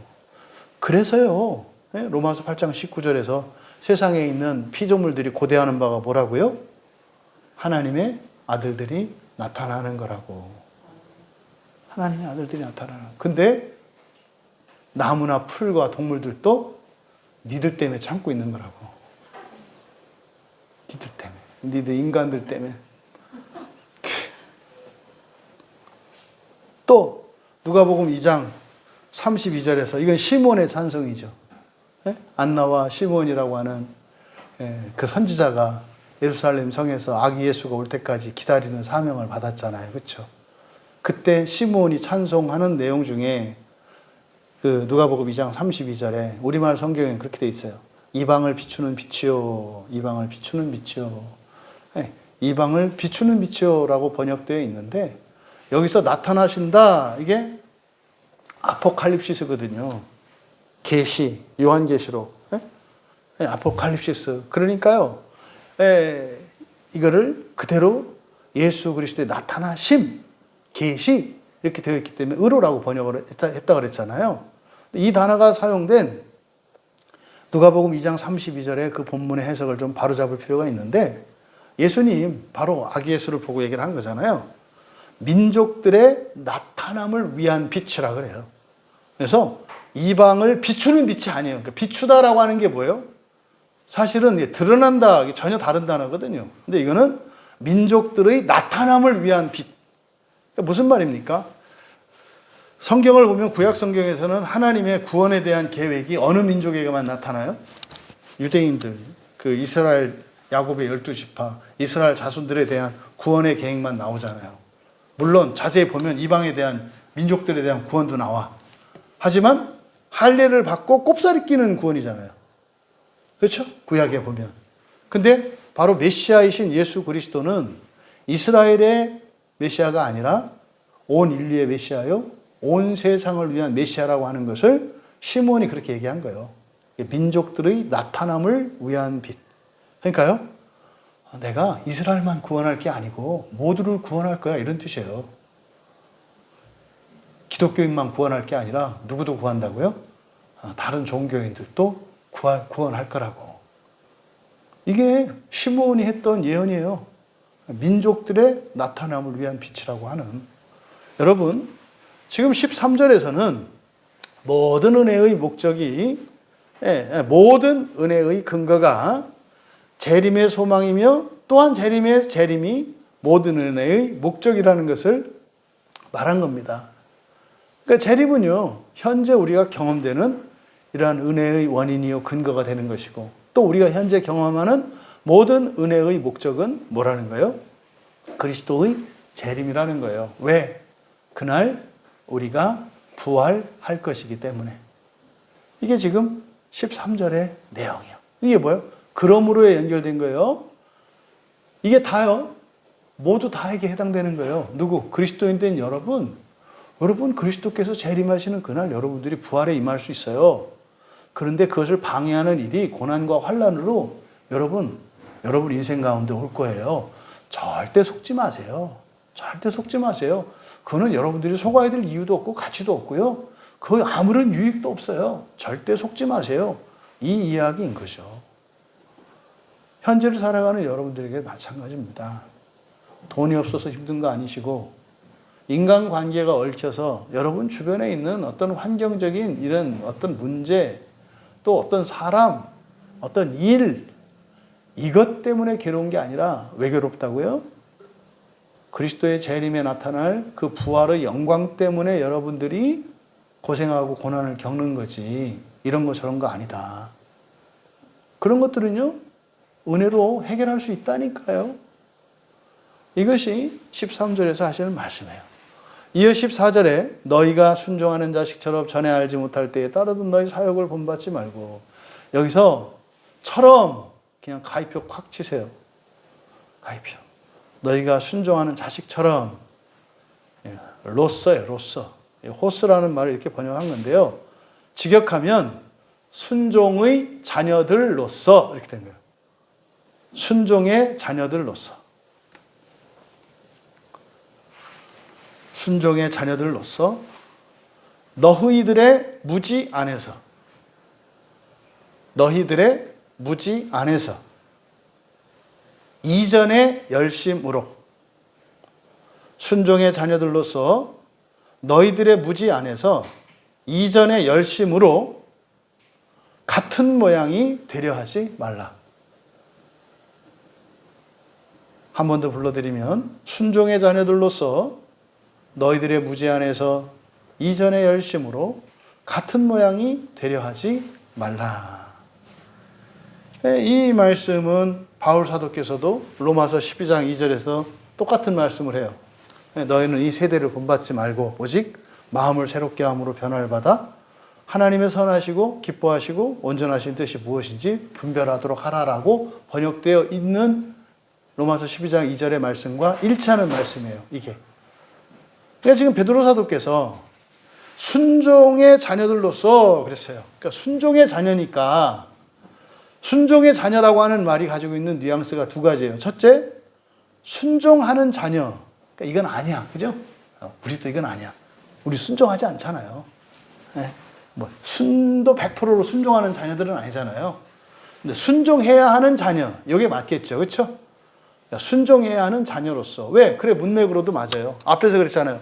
구원이 이러한 거야. 너희들에게 이런 약속이 주어져 있어. 그러니까 하나님 말씀을 무조건 따라야지 뭐. 그렇지 않아요? 무조건 따라야지. 이거를 순종의 자녀. 그러니까 우리가 막 이렇게 완전히 순종하는 건 아니에요. 이럴 때 이러면 막 기쁘시죠. 마음이 편안해지시고. 이게 조심하셔라. 거의 푹 퍼지면 안 된다. 그러니까 하지만 순종해야 하는 자녀라고 하는 것은 잊으시면 안 돼. 그래서 여러분들이 온전히 순종하지 못하는 것 때문에 괴로워할 건 아니고, 순종해야 함에도 불구하고, 그리고 순종할 수 있음에도 불구하고 순종하지 않는 거에 있어서는 여러분이 두려워하셔야 돼. 이거를. 그러니까 자기가 두려워해야 될 거 두려워하지 않고, 쓸데없고 자기 상관도 없는 거. 아, 그래, 나는 뭐 순종의 자녀인데 나는 아니야. 이게 뭐 말도 안 되는 이런 거 가지고 고민하지. 그러니까 여러분의 문제 갖고 고민해라. 순종할 수 있는데도 순종하지 않는. 여러분, 순종해야 되는 거야. 이게 순종의 자녀들로서지. 하나님의 말씀인 성경이 뭐라고 하면 여러분 뭐라고 그래야 돼요? 아멘 해야 되잖아요? 왜 노면 그래? 순종의 자녀로서. 이 얘기를 하는 거예요. 또 이유가 있는 것도 아니라 그랬죠? 왜 그러냐 그러면은, 그러게요. 뭐. 저도 몰라요. 모르면 따라야지. 아, 또 그건 또 아니고요. 그래서 불순종하겠다고. 아, 또 그건 또 아닌데. 무언 말이야. 순종해야 하는 자녀로서. 순종해야 하는 자녀로서. 그러니까 순종해야 하는 자녀라는 것은 사실은 뭡니까? 순종하지 않을 이유가 없다는 거예요. 순종할 수 있느냐 없느냐는 다음의 문제예요. 순종하지 않아야 할 이유가 전혀 없어.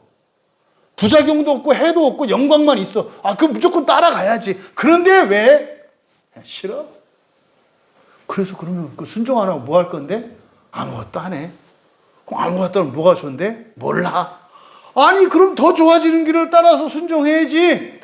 싫어. 왜? 몰라. 이러고 평생을 살아요. 안 바뀐다니까요. 자기 때문에 자기가 고생하면서 이 자기는 자기가 아닌데 자기는 안 바꿔. 아, 그러면 그냥 기쁘고 행복하고 즐겁고 씩씩하게 살다가 장렬하게 가든지. 아, 또 그게 불만이래. 고치래. 고치라 그랬더니. 아, 또 고치기 싫대. 아, 그럼 그냥 살라 그랬더니 또 괴롭대. 아, 그러면은 그 괴로운 거 없애고 고치자. 또 그것도 싫대.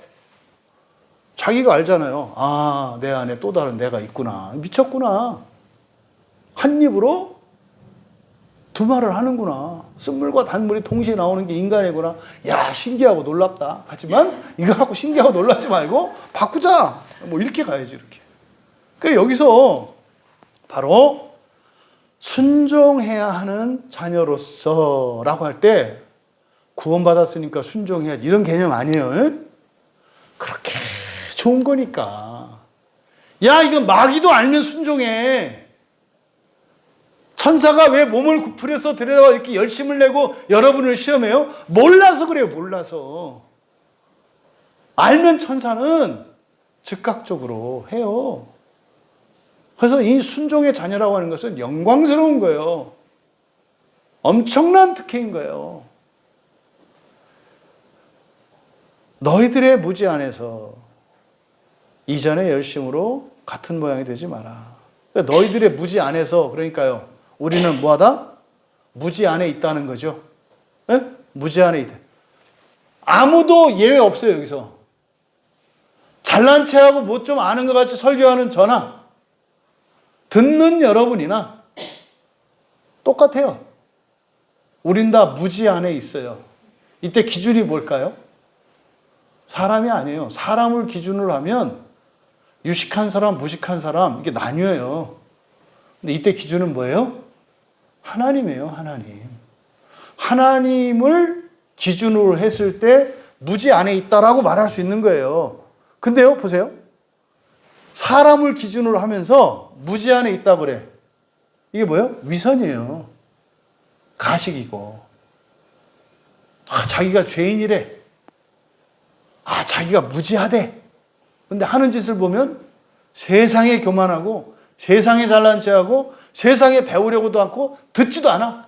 그놈의 귓구멍에다가 그냥 콘크리트로 그냥 공구리 쳐놔가지고 파낼 수도 없고 말이나 그냥 나는 무지하지 않다 그러든지 나는 의롭다 말하든지 죄인이라고 말하고 무지하다고 말을 하는데 도대체 듣지를 않아.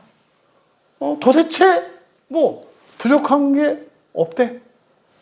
여러분 여기서 무지하다라고 하는 것은 기준이 뭐다? 하나님이에요. 하나님. 하나님 아는 지식에 있어서 아는 자 없다. 그러니까 교회 안에서는요 지식을 자랑할 자가 없어요. 성경을 통째로 외우고 성경에 있는 걸 다 알아도 우리의 구원에 이르는 지식을 알 뿐이지 하나님에 대한 온전한 지식이 아니에요. 우리의 구원의 지식이에요. 그러니까 누가 안다고 자랑을 해요. 누가 나보다도 모른다고 말을 해요. 그런 생각은 허덜덜 마세요. 그냥 모두 무지 안에 있다. 그런데 무지 안에서 이게 이제 문제예요. 열심히 있어. 에? 무식하면 용감하다. 용감하려면 뭐가 열심히 있어야 돼요. 그러니까 그 얘기예요. 무지 안에서 이전의 열심으로. 그러니까 이 이전의 열심이라는 게 뭐예요? 뭔지도 모르고 막 열심을 내는 거예요. 용감하게. 뭔 줄 알고? 그저 하늘 아래 땅이 단 줄 알고, 에베레스트 산이 제일 높을 줄 알고, 이 세상 재산 좀 가지면 뭐 되는 줄 알고, 돈이면 좀 되고, 뭐 권력이면 좀 되고, 뭐 좀 되는 줄 알고. 이번에 우리 어쨌든 시찰 안에 북한에서 오신 목사님이 계세요. 북한에서 나오신 목사님 이제 결혼하셔서 중국에서 이제 있다가 예수를 믿고 나오신. 이제 그 목사님을 만나면 제가 이제 어쨌든 기회가 될 때마다 북한에 대해서 이렇게 자꾸 물어보죠. 북한에 대한 정보 이런 거, 옛날에 살았던 거, 북한 실생활이 어떤지. 이번에는 그거 물어봤어요. 밤 시간이 궁금하더라고요. 북한 사람들은 밤에 뭐 할까? 우리나라 사람들은 뭐 밤 이렇게 하면 뭐 술집에 가든 뭐하도 놀러 다니든 뭐 도박장에 가든 뭐 문화생활을 하든 뭐 운동을 하든 뭐 공부를 하든 뭐 이런 게 있잖아요. 북한은 그런 기회가 없잖아요. 그래서 북한 사람은 뭐예요? 그랬더니 목사님 다 똑같습니다. 그 어떤데요? 아니 술 마시고 마약하죠. 예? 그랬더니 아니 어디서 술 마시고 어디서 마약해요? 그거 안 하면 북한 사람들이 어떻게 삽니까? 그러니까 술과 마약이 굉장히 일상화돼서 그러니까 여성들 죽어나더라고요. 술상 차리느라고. 거의 집에서 이제 돌아가면서 술들 많이 먹는데요. 거기다가 집에서요, 애들 있는데 마약 한대요. 부부가 애들 앞에서. 그리고 애들은 하는 거 아니야? 뭐 이렇게 하면서 이제 그럼 나도 어른 돼서 저 히로뽕을 해야지. 뭐 이런 생각을 크는 거예요. 그 마약이 우리나라 들어온 게 맞대요. 이게 맞대요. 옛날부터 북한에 외화벌이는 그 마약이었대요. 배에서 팔고요. 그 마약 한 번만 하면 엄청 저거 하겠더라고요. 무지무지 싸요. 북한이. 어마어마할 정도로 싸요. 그러니까 뭐 가격은 제가 정확히 안 알려드리 굉장히 싸요. 굉장히. 그래서 또 뭐 이런저런 얘기를 이제 쭉 들었죠. 근데 여러분, 진짜 내가 정말 무제한에 있었구나. 옛날에 북한 우리 어떻게 알았어요? 늑대처럼 생긴 줄 알았잖아요. 다 포스도 북한 사람은 옛날에 그래요. 옛날에 이렇게 늑대로 그려놨거든. 담뱃값도 모르고 산에서 내려오는데 구두 신고 내려오는데 진흙이 묻어 있으면은 112로 신고하면은 뭐 포상금 받고 뭐 이랬거든. 가난하고 막 5호 담당자 해가지고 가족들끼리 서로 감시하고 이런 줄 알았대. 막 웃더라고. 훨씬 더 보수적이고 훨씬 더 가족적이에요. 굉장히 가족 간의 유대가 굉장히 강해요. 북한 분들이 보니까. 그렇대요. 그러니까 우리들이 알았던 얘기들이 거짓말이 너무 많아. 이런 얘기들. 기회가 되면 한번 내 모시고 올게요. 무제한에 있어요. 무제한에. 뭔지도 모르고 그 얘기하더라고요. 남한의 정치 지도자들과 북한의 정치 지도자들은 절대로 통일을 원하지 않습니다. 절대로 통일을 원하지 않습니다. 왜냐? 통일이 되면 다 뽀록나기 때문입니다. 우리나라 정치 지도자들이 북한에 가서 했던 일들, 또 이게 다 들통나기 때문에 절대로 이 사람들은 통일되면 안 된대요. 국민들이 속고 있습니다. 이러더라고. 북한 국민이나 남한 국민이나 다. 제가 전적으로 공감을 했죠. 이렇게 우리나라에서도 남한과 북한에 대해서도 아무것도 모르는데, 무제한에 있는데, 어떻게 해요? 이전의 열심으로. 지금 어떻게 됐어요? 남한이? 둘로 쫙 나뉘었죠. 이게 무제한에서의 이전의 열심이에요. 또 많은 분들이 교회 안에서 좀 2단, 3단, 이상한 데 가 있는 사람들이 뭐예요? 무제한에서 이전의 열심으로. 근데 베드로 사도는 이거를 지금 기독교 공동체 모든 신자들에게 적용하고 있어요. 너희들이 무제한에 있다. 그리고 그 이전의 열심으로 뭐 하고 있다는 거예요? 같은 모양이 되지 말라라고 하는 것은 같은 모양이 되려고 한다 이거죠. 여기서 같은 모양이 되다.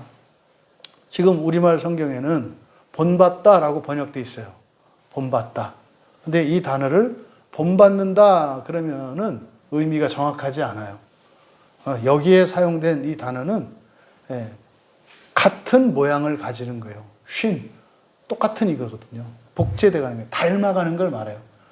이게 여기서 딱 우리는 떠오르는 게 뭐예요? 사람은 하나님의 형상대로 지어졌죠. 우리는 어떻게 돼요? 계속 하나님을 닮아가죠. 그런데 세상은 누구를 닮으라 그래요? 나를 닮으라 그래요. 나를 닮으라 그래요. 사람을 닮으라 그래요. 그러니까 너희들은 그렇게 무제한에서 이전의 열심으로 같은 모양이 되려고 하지 마라. 두 가지 의미예요. 세상을 닮지 말라는 의미. 세상을 닮다는 게 뭐예요? 사람이 되려고 하는 거죠. 어떤 사람? 완전한 사람.